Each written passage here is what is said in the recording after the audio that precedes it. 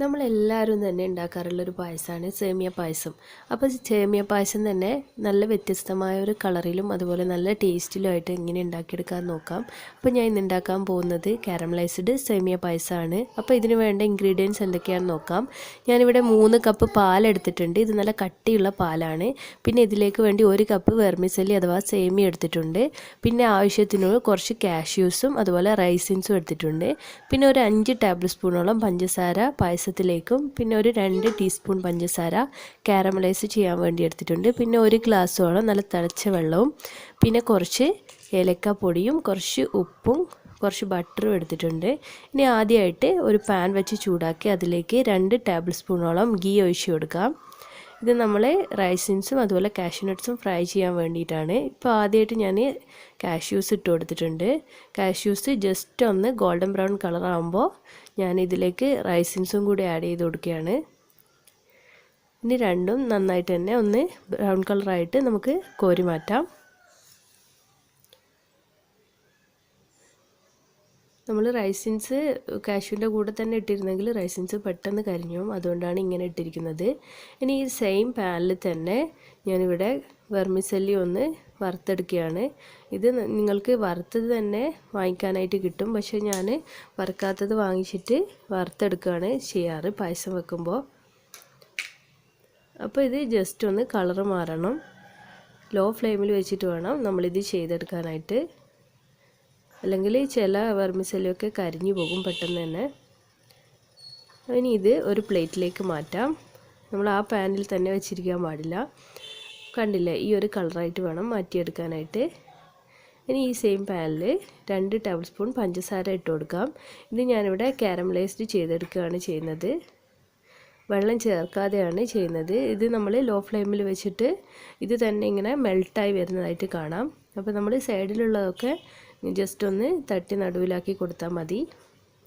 അത് തന്നെ മെൽട്ടായി വന്നോളും. അപ്പോൾ ഈ ഒരു കളറിലൊക്കെ ആയി വന്നാൽ നമ്മൾ ഇതിലേക്ക് 1 ടീസ്പൂണോളം ബട്ടർ ആഡ് ചെയ്ത് കൊടുക്കുന്നുണ്ട്. ഞാനിവിടെ നന്നായി തന്നെ ഇത് മിക്സ് ചെയ്ത് കൊടുക്കുകയാണ്. കണ്ടില്ലേ, ഈ ഒരു സ്റ്റേജിലെത്തിയാൽ ഞാനിവിടെ 1 കപ്പ് നല്ല തിളച്ച വെള്ളം എടുത്തിട്ടുണ്ട്. ഇത് ആഡ് ചെയ്ത് കൊടുക്കാം. ഇത് ആഡ് ചെയ്ത് കഴിയുമ്പോൾ നന്നായി തന്നെ മിക്സ് ചെയ്ത് കൊടുക്കണം. ഇതിപ്പോൾ ചേർത്ത ഉടനെ നമുക്ക് അടിയിലുള്ള കാരമലൈസ്ഡ് തിക്കായതൊക്കെ തോന്നാം. പക്ഷേ അത് കുറച്ച് തിളക്കുമ്പോഴേക്കും നന്നായി മെൽട്ടായി വരും. ഇനി ഇതിലേക്ക് നമ്മൾ നേരത്തെ എടുത്തു വെച്ചിരിക്കുന്ന 3 കപ്പ് പാൽ ആഡ് ചെയ്ത് കൊടുക്കാം. ഇത് നല്ല കട്ടിയുള്ള പാലാണ്. ഞാനിതിൽ മിൽക്ക് മെയ്ഡൊന്നും ചേർക്കുന്നില്ല. നല്ല കട്ടിയുള്ള പാലാണ് എടുത്തിട്ടുള്ളത്. ഇത് നന്നായിട്ടൊന്ന് മിക്സ് ചെയ്ത് കൊടുക്കാം.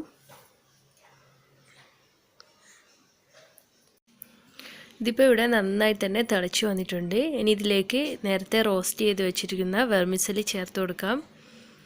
എന്നിട്ട് ഇടയ്ക്കിടയ്ക്ക് ഒന്ന് ഇളക്കി കൊടുക്കാം.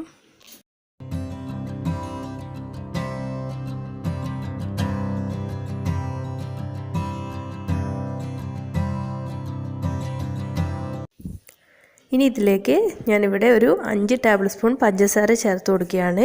പഞ്ചസാരയ്ക്ക് പകരം നിങ്ങൾക്ക് കണ്ടൻസ്ഡ് മിൽക്ക് വേണമെങ്കിലും ഇതിലേക്ക് ചേർത്ത് കൊടുക്കാം. കണ്ടൻസ്ഡ് മിൽക്കാണ് ഇതിന് കൂടുതലൊരു ടേസ്റ്റ് ഈ ഒരു പായസത്തിന്.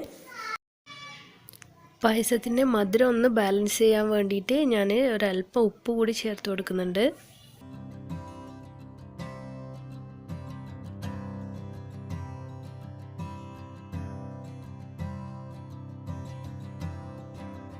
പായസം ഇവിടെ നന്നായി തിളച്ച് വന്നിട്ടുണ്ട്. ഇതിലേക്ക് ഏലക്കാപ്പൊടി ചേർത്ത് കൊടുക്കാം. ഇത് പഞ്ചസാരയും കൂടി ഇട്ട് പൊടിച്ച ഏലക്കാപ്പൊടിയാണ്. അതുപോലെ തന്നെ നേരത്തെ ഫ്രൈ ചെയ്ത് വെച്ച റൈസിൻസും കാഷ്യൂസും ആഡ് ചെയ്ത് കൊടുക്കുന്നതാണ്.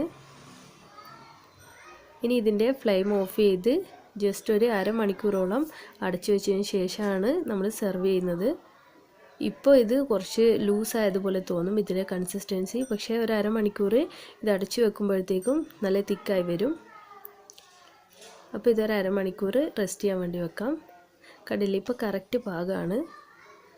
അപ്പോൾ എല്ലാവരും ഇനി പായസം ഉണ്ടാക്കുമ്പോൾ ഈ ഒരു റെസിപ്പി ഫോളോ ചെയ്ത് ഉണ്ടാക്കാൻ ശ്രമിക്കണം. നിങ്ങളുടെ ഫീഡ്ബാക്കൊക്കെ അറിയിക്കണം. അതുപോലെ ഇഷ്ടമായ ലൈക്ക് ചെയ്യണം, ഫ്രണ്ട്സിനൊക്കെ ഷെയർ ചെയ്ത് കൊടുക്കണം.